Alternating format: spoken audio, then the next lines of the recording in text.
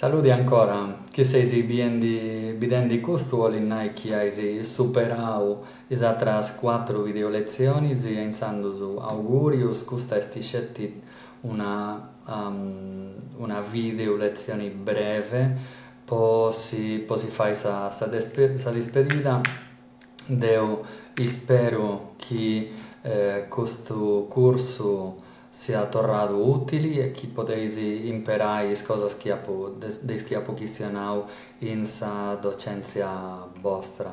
Torro grazie, è stato un piacere a contribuire in questo momento decisivo a onde su sardo e le altre lingue di Sardignanta poi entrare in scuola poca si sia da corso.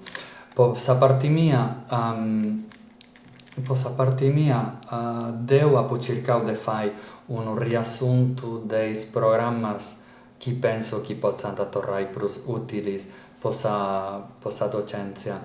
Però ci resta ancora un montone, potevo questionare di cose meda, come i programmi in Sanue, in su cloud, come a Moodle o Big Blue Button o Nextcloud, che sono piattaforme per la docenza virtuali, no? Per gestire i compiti degli studenti, gli archivi, fare esami, esercizi, eccetera.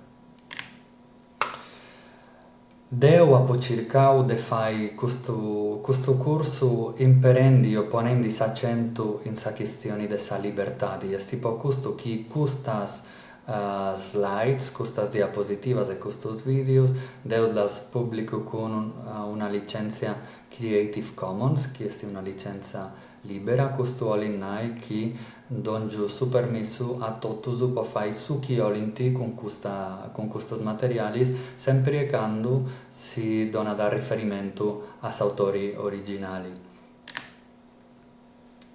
Non posso acabare senza consigliare e dimandare a tutti di cercare a nostro hardware, però pure agli altri movimenti come Soft Català, Wikipedia, per dimandare aiuto e si coordinare per lavorare. Noi siamo attivisti che stiamo cercando di fare tornare presenti su sardo e altre lingue di Sardegna in tecnologia.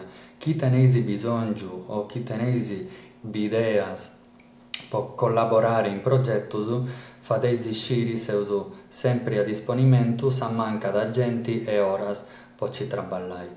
E in proso di questo non mi abbarra da altro di si augurare un benidori brillanti de docenti, de maestros e de maestras, buona fortuna, si vieusu.